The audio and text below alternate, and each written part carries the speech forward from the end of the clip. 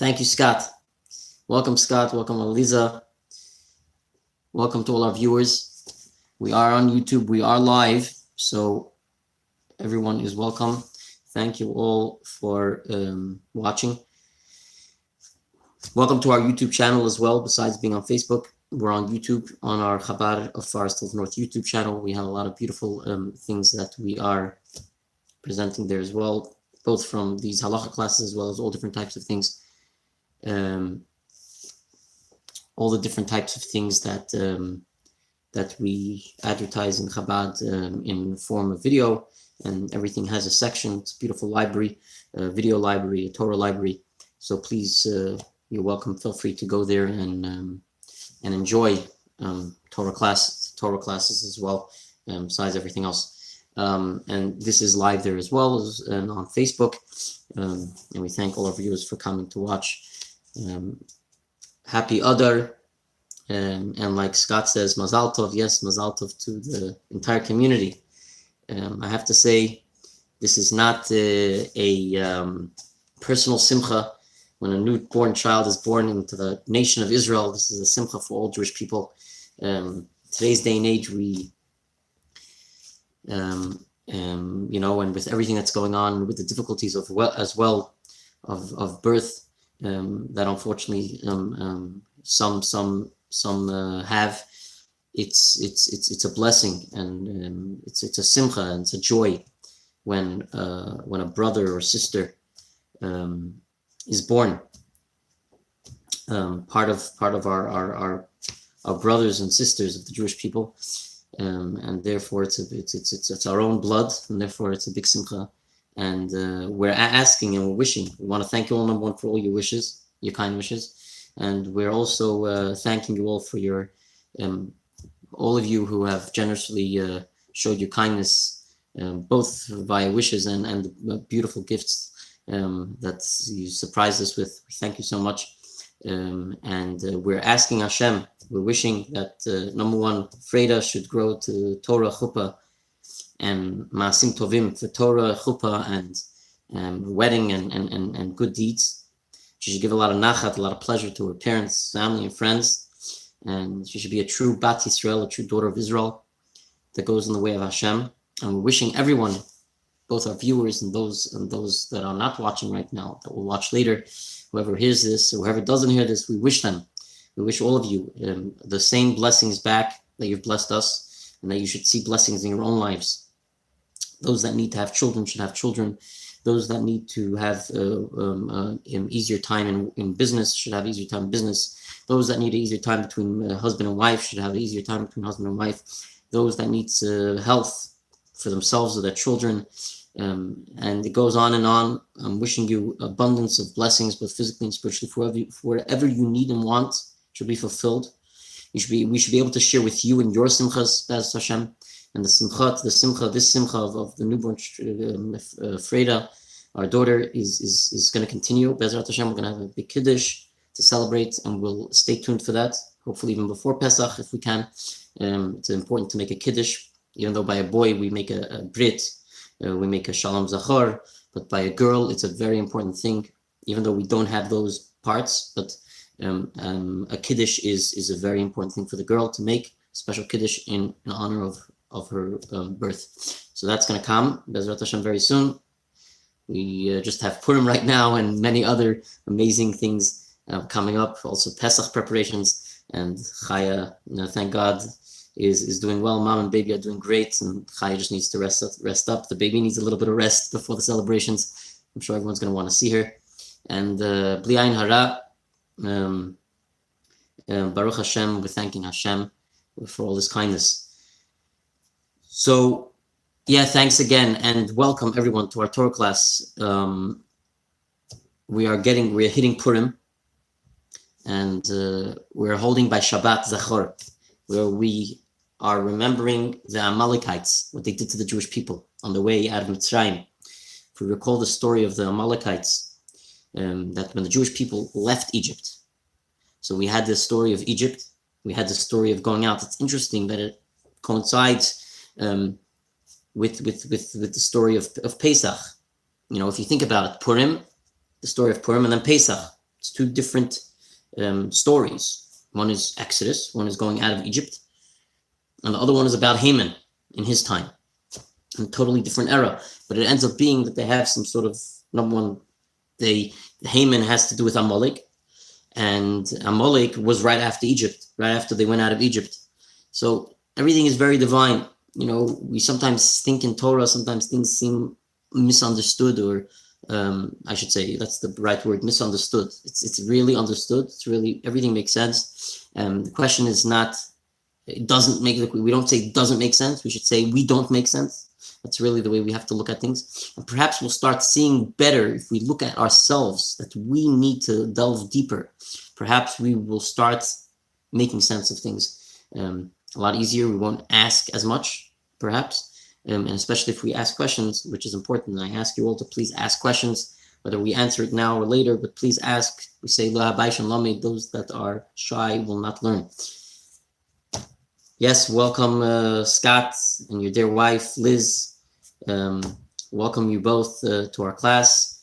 And again, Lisa, welcome, and all our other viewers that are anonymous that we don't see here on the I see more than who I mentioned over here, so you could show your face if you want or not, but definitely thank you for joining. And just to recall where we're holding,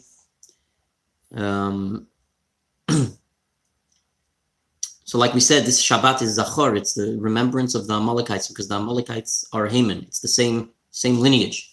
And therefore we remember the Amalekites, what they did to the Jews on their way out of Egypt. They fought the Jewish people. They fought between, so they went out of Egypt. They went out of Egypt, the Jewish people. The Egyptians were running after them in between, basically, the Egyptians were in between them and Mitzrayim, running behind them. But then in front of them, you had the Amalekites between the Jewish people and the Torah. And that's a very, very, we're taught also.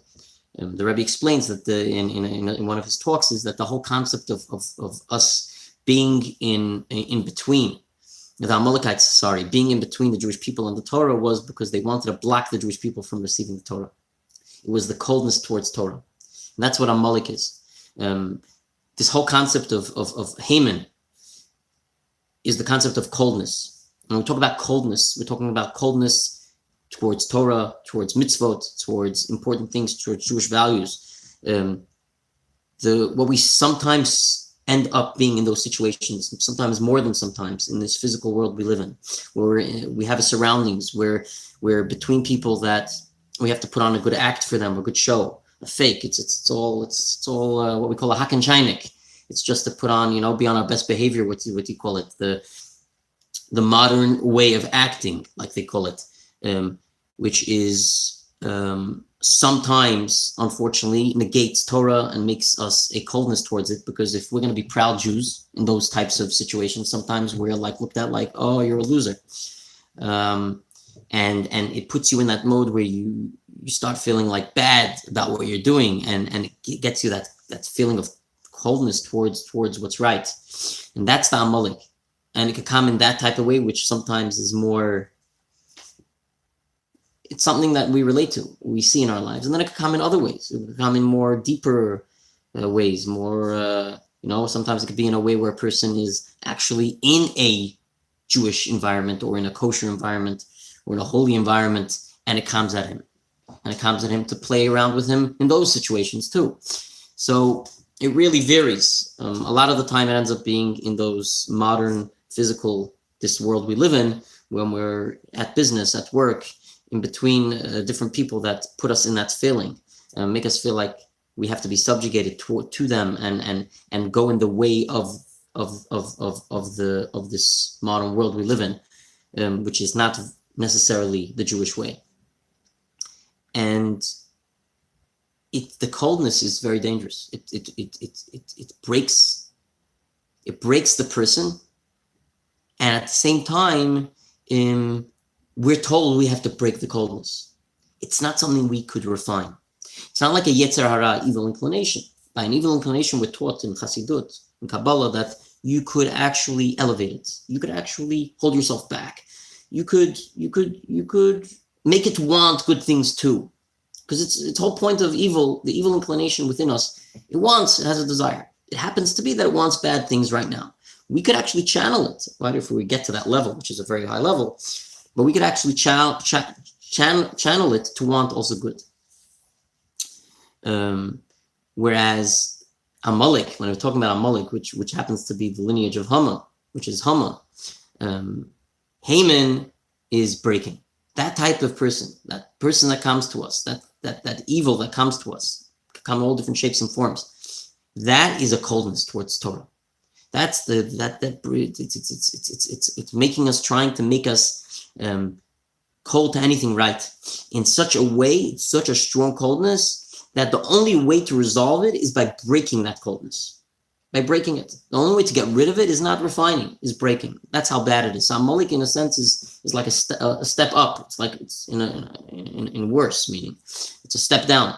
It's the worst of the worst, and that is Haman, and that is Purim, and that's what we're celebrating. We're celebrating that fact that decree turned over, that he wanted to kill us, and thank God it didn't happen, and he was instead hung on the gallows. So, being that Haman is Amalek, being that Purim that's what we're celebrating. We're celebrating the fact that we were saved and he was killed, and his 10 sons. Therefore, the Shabbos before we talk about in the Torah reading, it's a biblical, it's in the Bible, it's in the Torah about the Amalekites. It talks about the Amalekites, and we have to remember what they did to us every single day of our life, it says in the Torah. It's a mitzvah incumbent upon us every single day to remember what the Amalekites did. Remember and eradicate. And that's what it says in the Bible. That's what it says in the Torah. And being that it has to do with Purim, being Amalek is Haman, therefore we read about it the Shabbos before.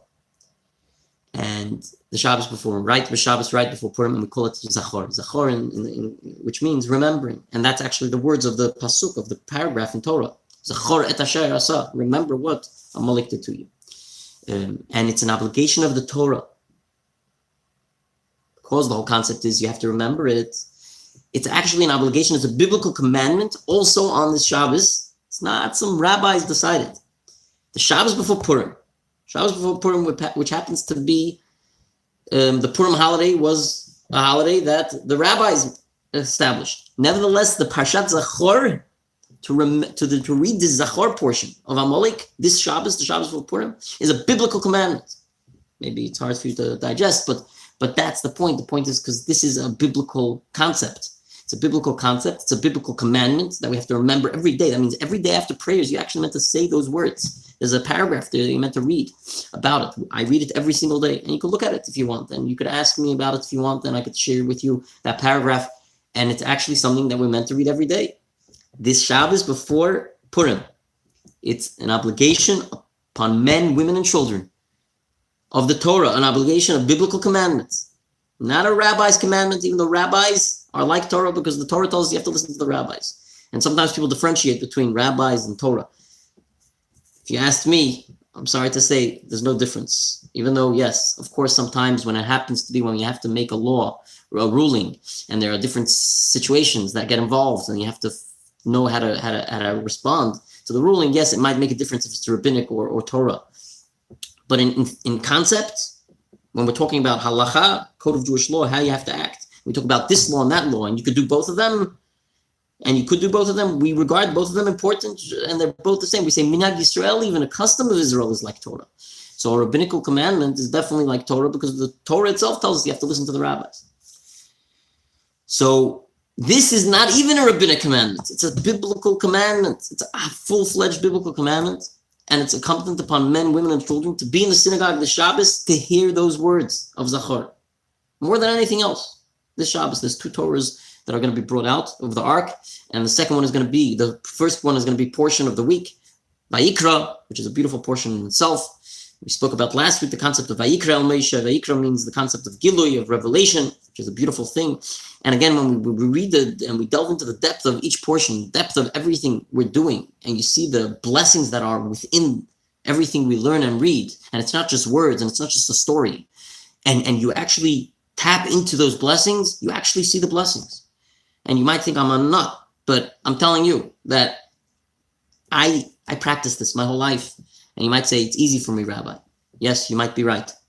It's not easy when you have to become a certain way. And it's the most beautiful thing when you see people that are trying and getting there, and it inspires me. But let me tell you that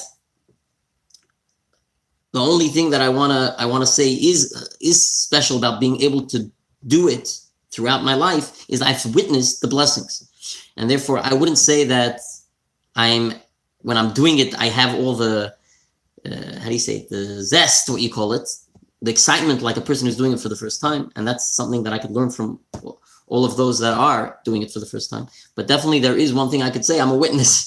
And when I do it, because I'm doing it for so long, and I tap into the special blessings that are involved in the deepness of each thing that we do, there is definitely blessings that we see in a revealed way. Why? Because we're willing to open our eyes.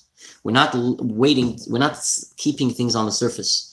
We're not just looking at face value. We're not looking at this modern world just as it looks. We're ready to uncover all the garbage that we as humans have covered the world with, and we're ready to actually uncover that and see beneath that, and then we see something so totally different. This is not, sometimes you say, okay, this is abracadabra, hocus pocus. It's not abracadabra. It's just regular day-to-day, just working on ourselves. And we could be more refined, and we could see something a little bit more refined in this world. Not always does it have to be through crazy yogas and meditations. In fact, yoga could be sometimes wrong because it's not even a Jewish aspect. It comes from idol worship aspects. But we won't go there right now. There are ways it could be done in a Jewish fashion, and there are rabbis that have given also permission for it, depending how it's done, etc. But it's not such a simple thing. But even when it comes to like deep meditation or things like that, sometimes you don't have to go so deep. It doesn't have to be so hard, at least for starters. Yeah, of course you could go deeper and deeper. But that's the point. The point is that this Shabbos is special. The first Torah, the revelation of Vayikra. Vayikra means he called to Moses. Whereas at the end of the last week's portion, it talked about how there was a cloud, which refers to the hiddenness. So this week is the revelation. This week also we talk about Amalekites, what they did to the Jewish people. And we're sort of banging out Amalek. We're eradicating. This is what the whole concept of reading this portion is. Reading this portion is number one, a biblical commandment for everyone to hear, especially preparing for Purim. And it's a concept, not just to read it, and not just because the Torah told us to read it, but because, in fact, when you're reading it, you're actually eradicating that Amalek. Not only that physical Amalek or that physical Haman that live physically in this world, but you're eradicating that inner Amalek that bothers you sometimes at work, that Amalek that comes at you when you want to do the right thing, that Amalek that comes at you and separates you between man and his wife, that Amalek that comes at us and for some reason puts us in a mode where we get upset and we get angry at our friend and then we feel bad afterwards, that Amalek that comes at us and says, dude, just be naughty, that Amalek that comes at us and just makes us not want to do the right thing, but in a way that it's the worst of the worst. And it's that coldness towards what's right, that coldness towards Torah and mitzvot, Torah and good deeds. So these are aspects, these are concepts that we should actually be thinking about while we are in the Torah reading. Looking at the English translation, yes, look at the English side. In our shul, in our Chabad, we have an English translation. We have the transliteration, we have also translation. And yes, it's important if you're not reading it in the Hebrew, or even if you are, read in English, see what you're saying, and see that in those words, you're actually taking it to heart, that you want to eradicate that Amalek, not just because Torah told us we have to get rid of that evil, and say it and stamp it out, like the way we do with Haman's name on Purim. But it should be in such a way that we also think about all the spiritual aspects in our lives that are being affected because of it. And we are eradicating it also in that way. And when we delve into that and we are intuitive to it and we're mindful, we definitely will see the beautiful blessings that we'll actually be able to accomplish a lot more. We won't, God forbid, have these disturbances in life. And Bezrat Hashem. So that's this Shabbos. I know I'm saying a lot about this Shabbos. I want to bring out the importance of it. So please, anyone who's around, please, at Chabad, we are going to be reading this portion. We're going to have 2 Torahs. We want to have a minyan. We want to have a beautiful Kiddush sponsored by the Romano family. We thank the Romano family. Send my best to Scott and Liz. Send my best to the Romano family.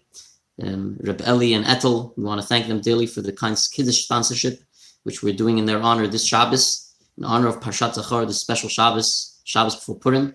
So send my thanks, and the whole community is going to celebrate together. And if anyone of the family is in, please, they should come. I did ask. I would love to see them, and we could celebrate together. So we're going to have a beautiful hot Kiddush, and we're going to have a beautiful community together, and we're going to pray. And we're going to get into the spirit of Purim with happiness and joy.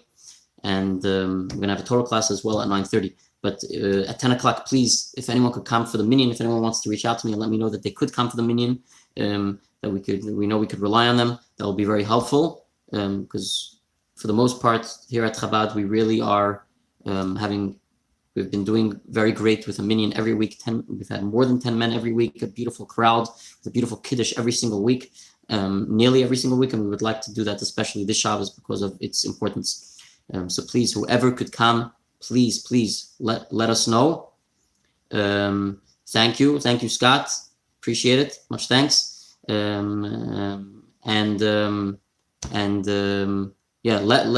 me a text or message me if you could come, or just show up. But definitely, we would love to celebrate together with you, and your help is much appreciated. That's that for Shabbos. So this is the Shabbos before. We read about it also in about Parshat Zachor previously. So we went over it a little bit again, and from a more mystical also perspective, which is nice. It's always nice. If anyone has any questions, please ask. Again, thank you to all our viewers. We welcome those that have chimed in. L'chaim.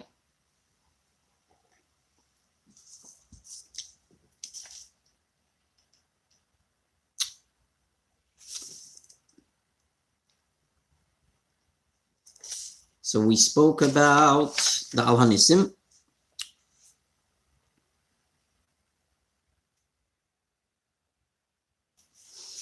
We spoke about the reading of the Megillah. And I think we're holding in the middle.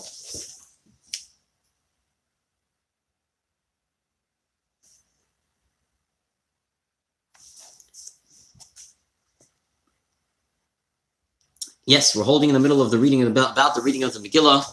And how it works. So when he reads the Megillah, he says before it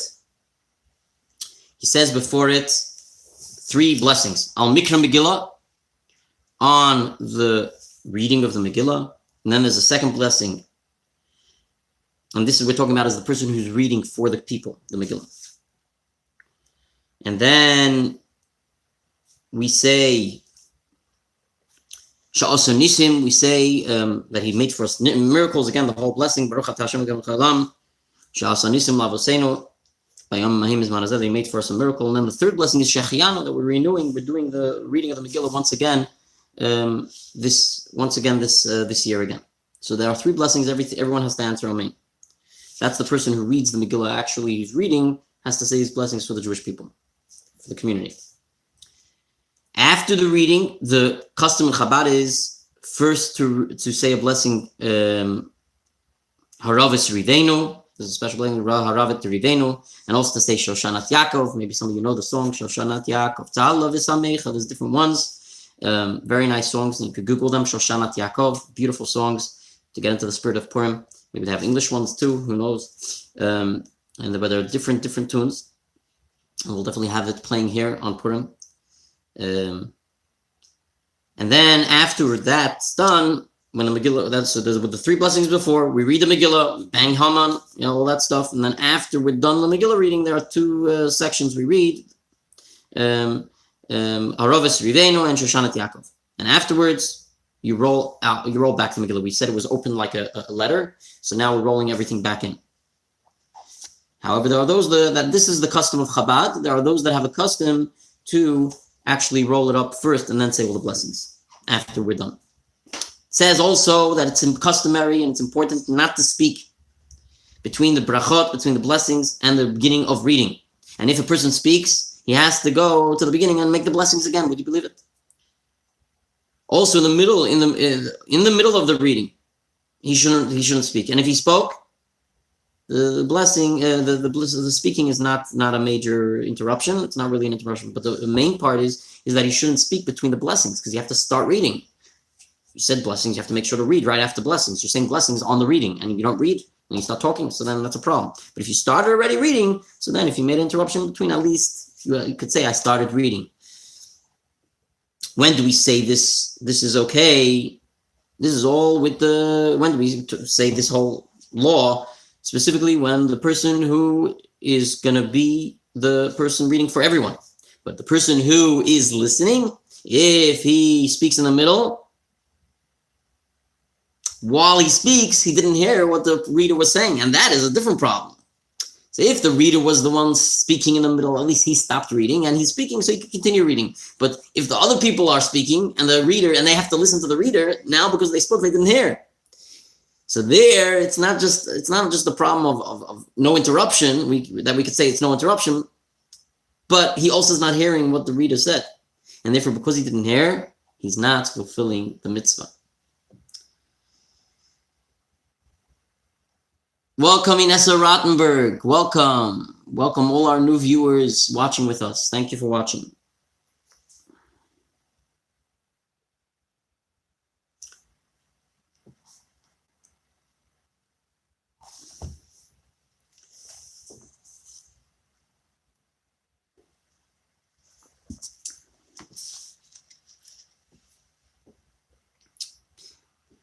Hashliach Tzibur, the person who's reading for everyone the Megillah, he has to have in mind to fulfill the mitzvah for everyone, because he's reading on behalf for everyone.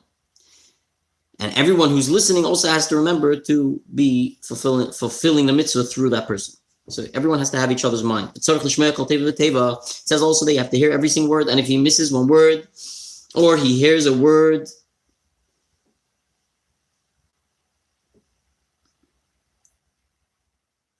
if he misses, either if the reader misses or the person who's hearing misses a word, he did not fulfill the mitzvah. And it says he has to go back and read again wherever he left off, wherever he forgot, he didn't hear. That's why it says it's important that everyone should have a proper kosher Megillah, that he should be able to say himself with the kairei, with the person who's reading each word quietly, because if he doesn't hear, then at least he could at least have a kosher Megillah to read from, and we could say he was Yotze, he fulfilled the mitzvah.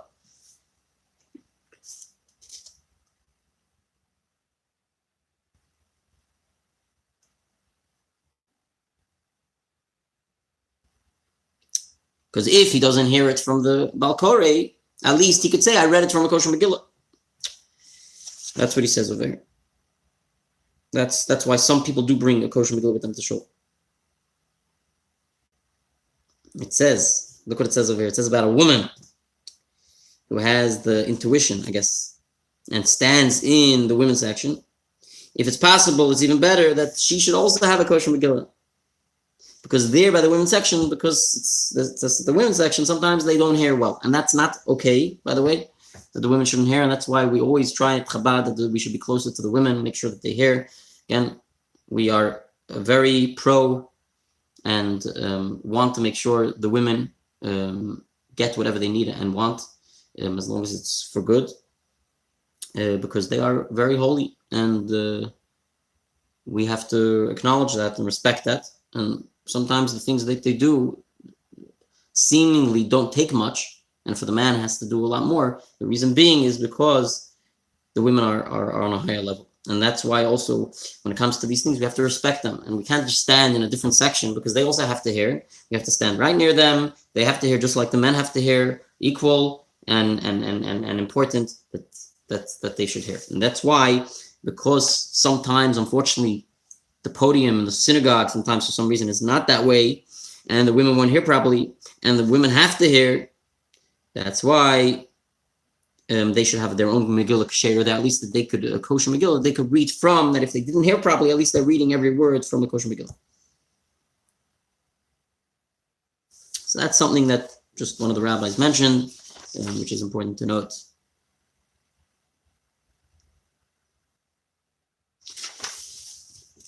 Oh, we're coming to a very important rule.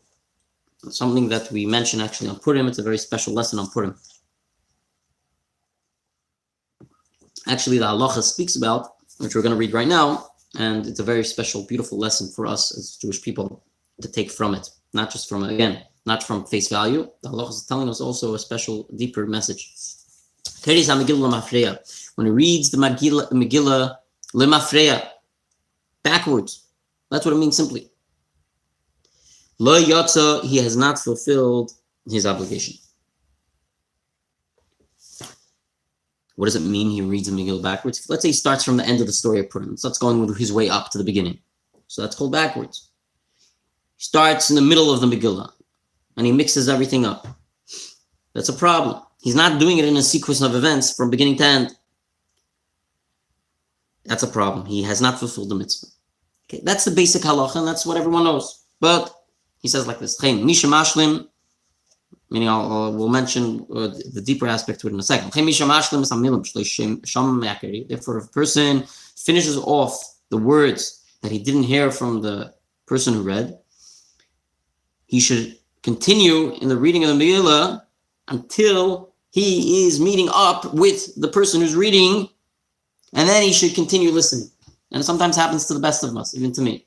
Meaning, I didn't hear a word, so fine, I'll quickly read it. Oh, but what happens? He's holding, the person who's reading for everyone is holding somewhere else already. So you can't just read the words he missed out, because what's happening is because he's already holding somewhere else, so it's like he is going backwards. You get it?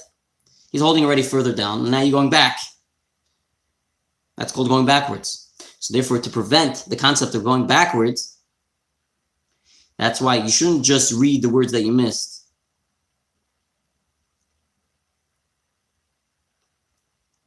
But you should also continue reading every single word, and that way you're in the flow. Because of this problem.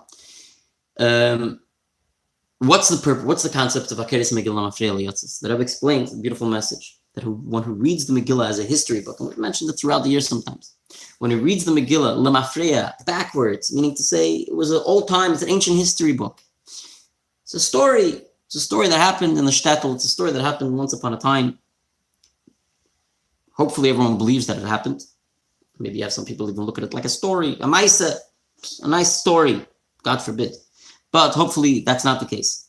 But even for the fact that you're looking at it as a story, that even a real story that happened once upon a time, lo yotzi dechevose, he has not fulfilled his obligation. Keres HaMegillah Mafreya, when he reads the Megillah backwards, has not fulfilled his obligation. That's what it means. If you read the Megillah backwards, if you read the Megillah like a history book, and it's just a story, a nice story that happened, that's how you read it. Like we said earlier, he's just looking at it as face value. He's just looking at it as just a story that happened in the Torah. And that's it. That's what the halacha says. He has not fulfilled his obligation. The halacha is telling us it's not just a halacha about how you read it, if you read it backwards, but it's also a spiritual concept. And really the halacha means that too, that if you're reading it like a storybook and not to take away from it, the implications of how to be a better Jew, and to learn the lessons of the Megillah, and the lessons of Mordechai HaYehudi, Mordechai the Jew, and the kosher aspects of the Megillah, how he didn't eat from the feast, and how Mordechai would never bow down, and all the different beautiful concepts. Oh, a Jew has to learn from the story. If he learns it and imbues it and infuses himself with it, and becomes part and parcel of his neshama, and he takes good resolutions because of it, so then he's Yetzer, then he fulfilled the mitzvah, then he fulfilled the mitzvah of reading the Megillah. But if he's going to take it like a storybook, and he's not going to take it as something that's happening now in his own life, how he has to be a better Jew, and he has to look at the story of Purim, there's Hamans in our generation also, and he has to look at the things that are happening now. Not only, unfortunately, also even sometimes the negative aspects of it, in order to be able to conquer it. He has to realize that also we're living in a time in exile, Golos. But especially the good parts and the good things that he could take from it, to serving God better and to eat kosher and to be careful with these things and all the other wonderful things. There's so much that I'm not even touching upon right now. But the point is that if he does it in that way, So then he fulfills the mitzvah of Purim. That's what I mean. If you're doing it as a history book, as just a nice story, and that's about it, and you didn't fulfill the mitzvah, you have to do it and take it to heart and look at it as something that's happening now. It's something that now you have to take action on. Now it's something that you have to live. Now it's something that you have to make good resolutions for. It's now. And then, only then you're yotze the mitzvah. So it's something, that's why it's also something very important for us, is every Jew, to when he hears the Megillah, to sort of take it to heart, think about the different things in his own life and how he can connect with those aspects.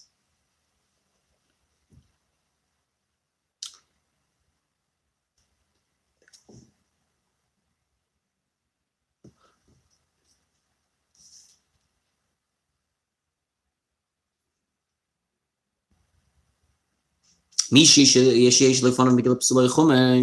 if a person has a non-kosher Megillah or a Chumash?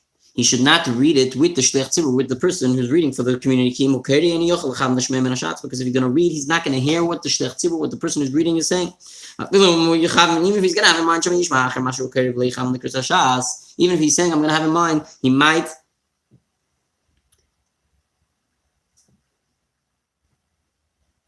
he won't exactly hear what the rabbi, what the chazan, the cantor is reading for everyone. That's why it's better he should refrain from reading, because once you're reading from the Chumash, it's not a kosher Megillah, and he won't hear probably what the person who's reading for him from a kosher Megillah is saying, and therefore he's going to miss out. So that's why it's better he should not read from this non-kosher Megillah, because it's not going to help him. Just listen to what, follow in, but with the non-kosher Megillah, he could, but just listen to what the cantor is saying. It says also for that reason, no one should help the chazan by heart to the shliach tzibur, to the person reading, because again, then you defeated the purpose. Then he didn't read it from the kosher Megillah. He listened to what the guy was saying, and therefore he says further, those 4 expressions of gula, of redemption, that the whole congregation says together. Right? We say. In the Megillah, we say words of redemption.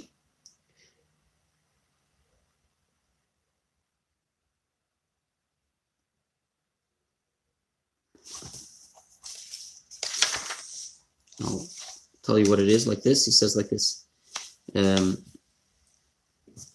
Ish Yehudi. There was Ish Yehudi, a Jewish man. Ish Yehudi Haya B'Shushan HaBira. Shmo Mordechai tells you about the Jewish man. His name was Mordechai. That's one section that's referring to Gula, for the redemption. And then it says Mordechai Yatza. Mordechai went out from the king.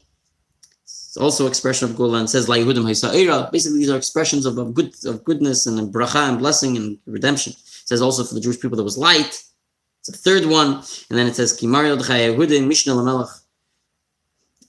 Talks about Mordechai also in a positive way, in a very victorious way, and that's the 4th expression.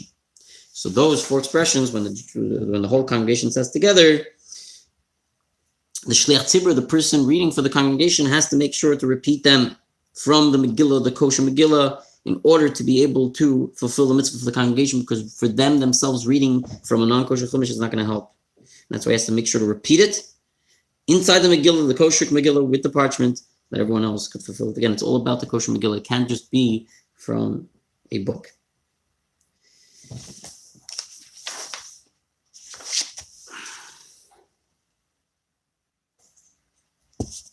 Any questions, please ask.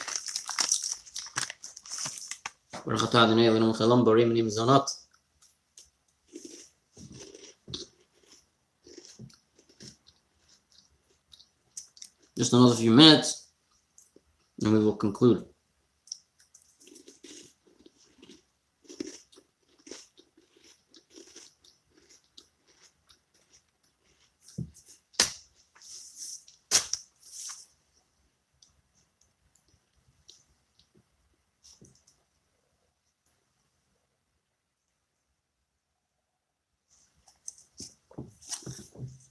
Okay.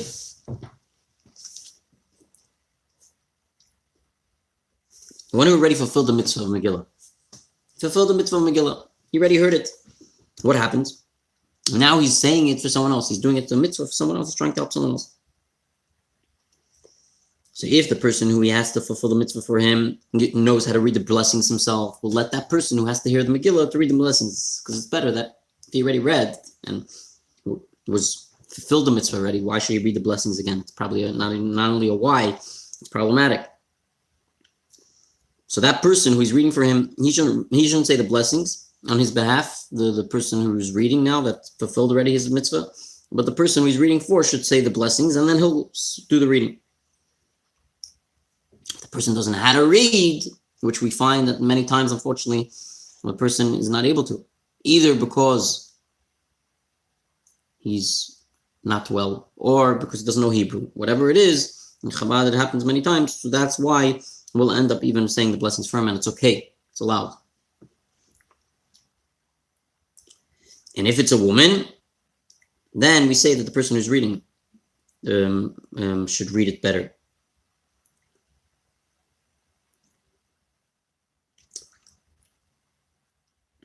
And we say, and we change it to Lishmoya. It says, Lishmoya, to hear.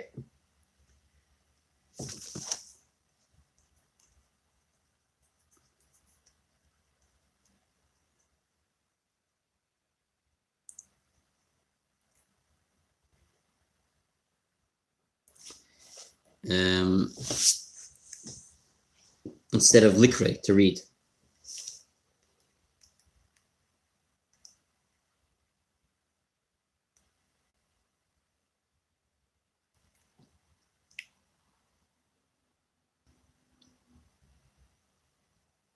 Why do we change it to lishmaya, to hear? Because there are some that say the woman is not obligated to read, only in hearing. That's also the reason why they said that the woman shouldn't read, say the blessings. However, there are those that say that no, it's better that the woman should read. So what do we do? So we say like there's two opinions. One says that the reader, if we're dealing with a woman, he's reading for a woman, this person to fulfill for a woman, which we do also many times. So one opinion says that the one who reads should say the blessing. And the second one says that they should read.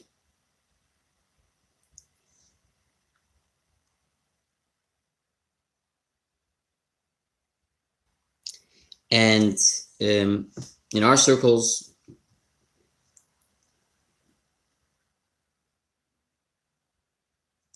and even not, in other circles as well, the rabbis have come to a conclusion that it's actually a custom that the women should make the blessing, to the extent, yes, both in our customs in Chabad and as well in other customs as well. Even the Rabbanim, there's a rabbi from Debrecen as well that mentioned that also said it's important that the women should say the blessings. So we see that that's pretty much what they decided. A community that doesn't have a person to read for them in the Megillah, and guess what, guys? We do have someone to read for us in the Megillah. We have, thank God, my father-in-law, my dear father-in-law, Aaron Yosef Vogel, Shlita. May he live and be well. Is going to be reading for us this coming week, both on Wednesday night and Thursday afternoon, and we thank him very much for his kind services. So if a community doesn't have someone to read for them,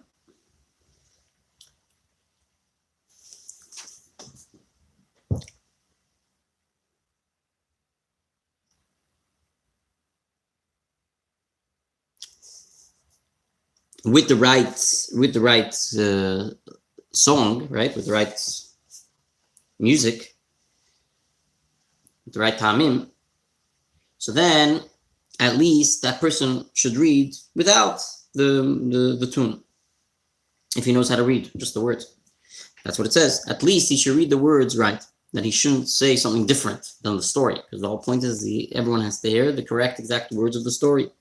But if he says, instead of Mordechai Yoshev, he says Mordechai Yoshav, or he says, instead of Vahamon Neufel, he says the word Nafal, even to say that maybe once he did it, it's okay. No, it's not. Meaning you have to say the story. It has to be. It means something else. If you're saying Haman is falling, and you're right, and instead you say Haman fell, it's a different concept. Yeah, true. It's talking about the same concept, but it's a different something different happened. Either it was in the past or it's in the present. So it's much different. It changes. It's not only changing the context, which would be even worse, meaning the whole. If you say a word that means something else totally, but here even these types of things, past and present, is also a problem, which makes sense. And in this type of way, where there's no one to read the Megillah properly, even to read the words properly, you're allowed to even add in the Megillah vowels and tunes that the person should read properly, because there's no choice, and you might need to make sure that it's read properly. We want to also welcome all our viewers on YouTube. I see we have also a number of viewers on YouTube as well watching. We thank you for coming, and again, you can comment also on YouTube. Don't forget, not only on Facebook, YouTube also has a comment box. We made sure to have any questions, feel free to ask, or identify yourself, feel free. Tzibur she'en lehem Megillah.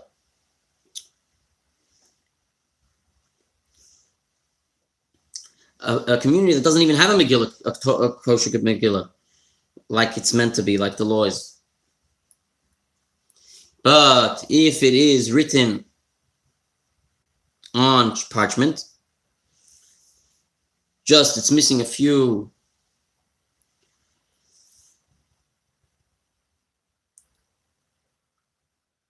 words in the middle, because it's not a full concept, because and it's a Megillah. Megillah is different than a Torah, than other things that we write. Just to get it clear, just in case you're wondering, how could that be? If it's missing something, it should be non-kosher. But he's saying, even though the Megillah is not kosher exactly the way it should be, but if it's written on a parchment, like it was meant to, and it's just missing a few words here in the middle, because it's not missing a total section, you're actually allowed to read from it with the blessings, and the mistake areas should be said by heart, or he should tell him quietly from the Chumash what to read, the person standing near the counter. But if there's no Megillah at all, or it's missing a whole section, or it's missing not just from the middle, but it's missing from the beginning and the end, which is already a problem.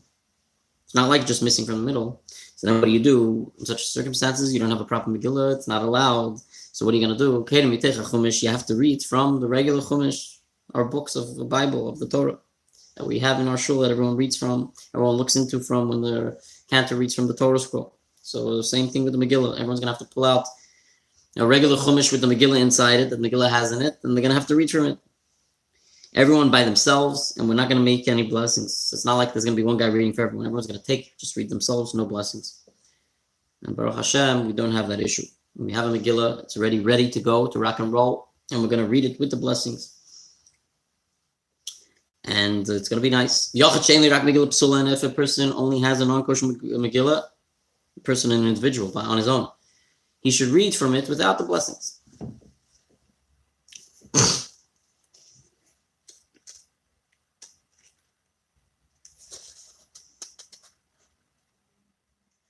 So it's important to read from even a Megillah that's possible.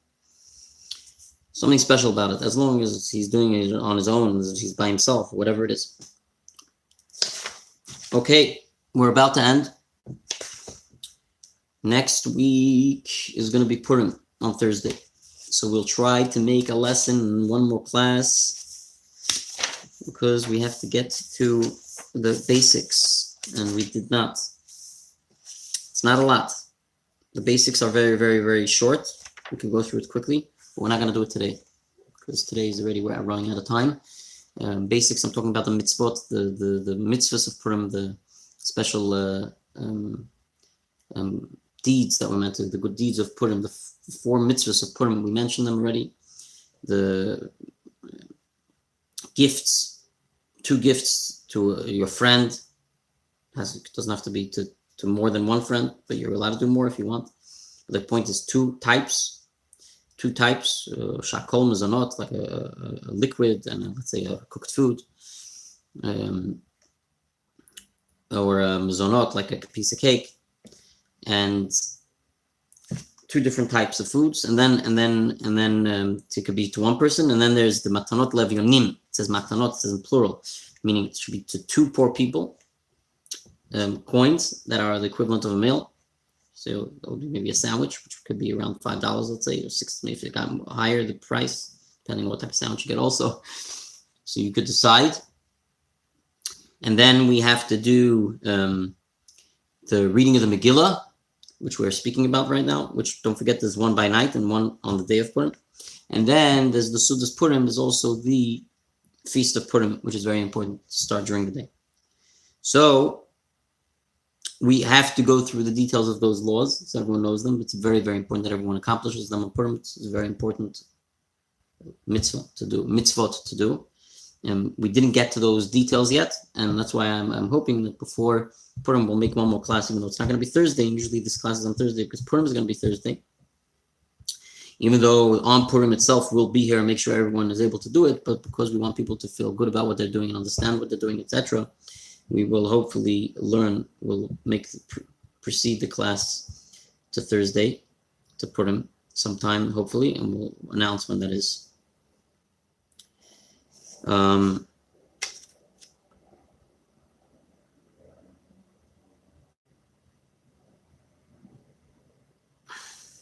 So we finished saying that a person who's by himself with a non-kosher Megillah could read it, but without the blessings, we don't fulfill. You cannot fulfill hearing the Megillah via telephone. Very important to know this. Via telephone, I saw people doing Megillah reading with microphones. Now, I don't know why they were doing it on a microphone. I don't know if it was just nice and cool, it was funny. But if they were doing it to fulfill a mitzvah for someone on the other side of the room, because it was a huge hall, if they thought that microphone is helping, I'm sorry to say, this guy, he had a nice top hat and all that. And I don't know what he thought. Maybe he thought he was a big rabbi. But if his point was to fulfill a mitzvah for someone on the other side, he didn't fulfill a mitzvah, he doesn't know the law, and he should step down from the podium, with all due respect. Because I saw a video like that, and I'm hoping and praying it was just there for acoustics. I don't know. But hopefully everyone was clarified and told that if you want to be fulfilled the mitzvah, you have to come close and listen from him. I have a slight feeling that if he's using a microphone, that wasn't his intention, just to have some fun with a microphone. That maybe perhaps he thought he's fulfilling a mitzvah for someone, and that's shocking. Anyway, and I hope that's not the case. But just to get it clear, for those that think they're going to go online and listen to Megillah reading, which there are these things online, and they're not there for you to fulfill a mitzvah, and they'll have live broadcasts. And I'm going to tell you, here at Chabad, we're not going to have a live broadcast of Megillah reading, because I do not want that anyone should, God forbid, think at any moment that we're trying to give people the opportunity to fulfill a mitzvah. And people could, instead of coming, which is also another important thing, everyone should come together and celebrate. But the main part is that the mitzvah has to be fulfilled by hearing the voice without any background echoes, without any machines and intermediaries in between. You have to hear the person straight from his mouth physically. And therefore there's no such thing as online, not even a live broadcast. And Yitzim, because these things are so common today, people might think that that's okay. No, it's not. And Yitzim b'shmias and Megillah telephone. You cannot hear the Megillah reading via a telephone. You can't listen on the telephone to a Megillah reading, or by radio, or on the radio. They might have a live broadcast of someone doing it.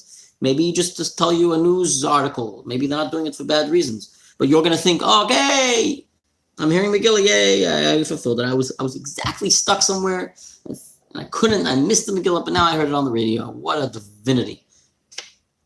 Nah, get out of here. I'm sorry, guys. This is not going to work. Not on the radio, not even on a live broadcast. So live broadcasts, this book was made a while ago. It was already out, the concept of live broadcast, and they're telling us that not even through a live broadcast. You cannot do Megillah.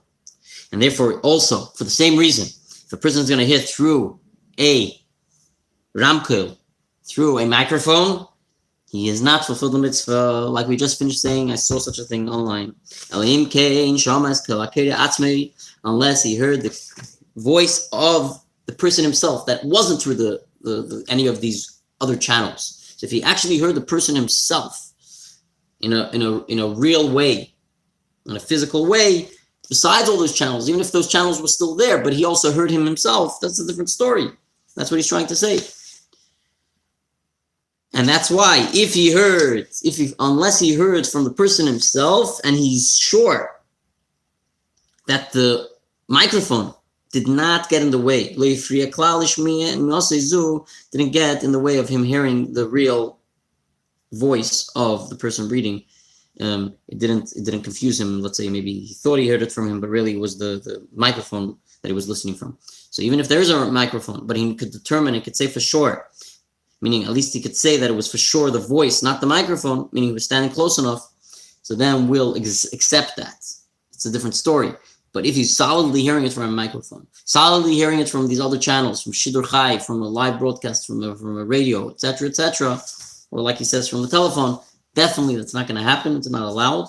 The only way we could say it's going to work is if he's standing in an audience and the guy happened to have a microphone on him and he was standing close enough to hear it from his real voice, even though the microphone was going, we'll say that's okay if he heard the real voice and he's sure that it wasn't the microphone.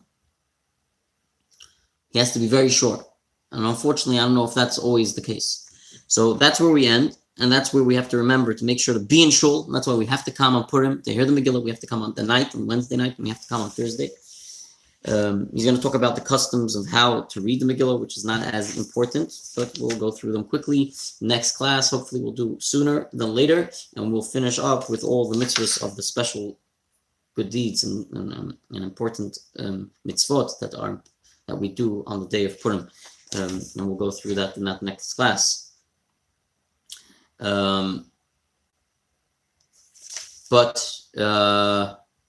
That's where it's important to make sure you come to shul on Wednesday night. Like we said, at 7:35, the fast is going to end. We spoke about the fast of Esther. It ends at 7:35. We're going to do Ma'ariv prayers, and we're going to go right away. It's going to take only five minutes to pray, and then we're going to do right away the Megillah reading, and then we're going to break the fast. That's Wednesday night. We're going to break the fast, obviously, on just basics, just to be honest with you. Sponsorships are welcome. It's going to be probably just juice and nice assortment of hamantash, fresh hamantash with dancing in honor of Purim, and after the Megillah reading. And it's going to be really nice, as advertised, Wednesday night.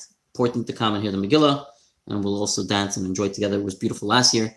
And of course, we learned already that you should go home and have a little bit of a joyous meal. So if you have a special feast, especially after you fasted all day, it would be a nice thing to celebrate as well with your family at home.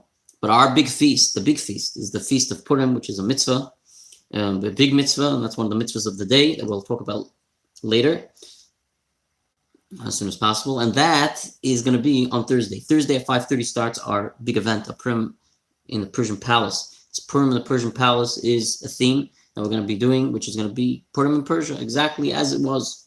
And it's going to have Persian themes to it. It's going to be very exciting. That I'm leaving up to the women and my wife. And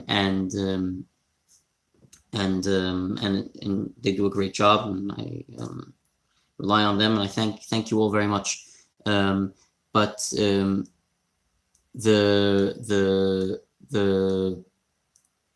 This Purim in Purim in the Persian Palace is going to have both entertainment and magician for the kids, for the adults. Everyone's going to enjoy together. It's going to be a full dinner buffet. It's going to be music. There's going to be desserts. There's going to be a cocktail bar. There's going to be prizes, a costume contest, a runway for both children and adults. So it's really going to be exciting. It's always exciting here, and especially at Chabad, especially at our Chabad. The excitement is you feel it in the air, and just people really, really, really. It's not something I'm just making up. People always love it and stay and enjoy, and always talk about this special vibe that they get, especially on Purim, and it's something that we want everyone to be able to experience. We want to share it with everyone. We don't want to be selfish, and we're asking everyone to please come and enjoy with us together. So that's Thursday at 5:30. We're going to start the event, and we're going to start with Megillah reading. So make sure you're here on time, because that's very important to the Megillah. Then we'll have the entertainment, and the full dinner buffet is going to be out for everyone to enjoy. and we'll have the costume contest, and we'll continue the feast into the night, which is one of the mitzvahs of Purim, important to continue it into the night from before sundown. And we'll also share with each other the other mitzvahs of Purim, the giving the gifts and the food for the poor, etc. We'll make sure that if those that didn't do it, will be able to do it then. Also, the machatzta shekel, the half a shekel that we mentioned that on the day of Tanit Esther was important to give. If you didn't do it then, you could do it also then at the Purim celebration. And tell your friends, please. But the main thing is the most important part that is to know that everyone's coming is that you have to RSVP. RSVP needs to be done today, okay? And if not today, tomorrow. But if you want to get the online discount, it's basically done. We might, just because we're good people and we're kind people, we'll work it out, we'll make it work for you. But if you want to get the online discount, it's $15 online per person, adults and children, doesn't matter. Everyone's going to be enjoying this event.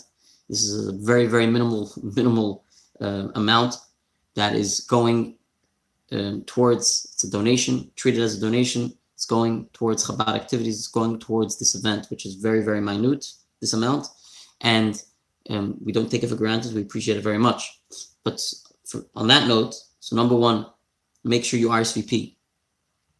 Spread the word. Tell your friends and family and whoever's planning on coming and didn't RSVP. If they want the $15 discount, they got to do it now, both for the children and adults. Go to chabadfhn.com and you'll see the link right there at the top of the page to the left of the page. It's Purim in the Persian Palace. Click on the link. You'll see the advertisement for it and the information you have to fill out and to RSVP your place. We thank all those that already RSVP'd, and we're all excited and looking forward to seeing you. So again, please RSVP online at chabadfhn.com for $15 discount. If you're not going to do it online and you come to the door, it's going to be $20 by the door, because we're looking to keep things in a systematic way, and it's just making it harder for us. And therefore, it's just automatically, because it becomes harder, things become more expensive as well. We're not trying to punish you. Just we want to make sure that that you, on the contrary, want to make sure you do it online, and we'd rather you do it online and pay only $15. And at the door, it's going to be $20. So that's that. So I know I'm talking about it a lot because I need people to realize that they have to RSVP. I know a lot of people that are saying they're coming and they still haven't RSVP'd. So just please RSVP online today. It means tonight still, even though it's what is it now? Even though it's 11 o'clock at night. Make sure to RSVP at chabadfhn.com for Purim in the Persian Palace. It's going to be really nice, really exciting, as those that have been here in the past have enjoyed it very much. That's not a question. Now, I have another announcement, which is very important. Every year, we get kind sponsors for Purim. Like all our other, we try to get at least for every event that we do that is costly to get people, kind sponsors. This event is a very costly event. Between the entertainment, the magician, and it's not just a magician just doing a magic show and that's it. There's a lot of other sides that come with it that you'll stay tuned and you'll find out. But besides that, also the food. It's a full dinner, and the prizes and the dessert and the cocktail bar. All these things cost a lot of money, way over $1,000. Closer to somewhere around $2, and we really need your kind help, because the $15, as much as it helps, and we appreciate it very much, there's so much more to the expense. So we're asking if anyone could please be a sponsor of this event in honor of a loved one, in honor of your family, in honor of someone special. We'll make sure to announce it. We'll make sure to advertise it. And if you want it anonymous, we could do that too. Whatever it is. Don't forget that it's not going to our pockets. It's going to the community. It's in order to help the community, in order to continue doing what we do.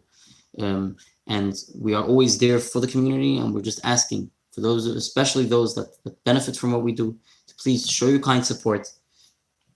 You could also look at it as, especially at this time of the year when we're meant to give matanot levyonim, give those that are in need, and especially when Pesach is coming around. Also, it again speaks about the concept of those that are in need, and especially those of your own city. But don't forget, that's not even about that. It's about giving back to your own community. that it rebounds, that you only gain by giving, because it goes back to you.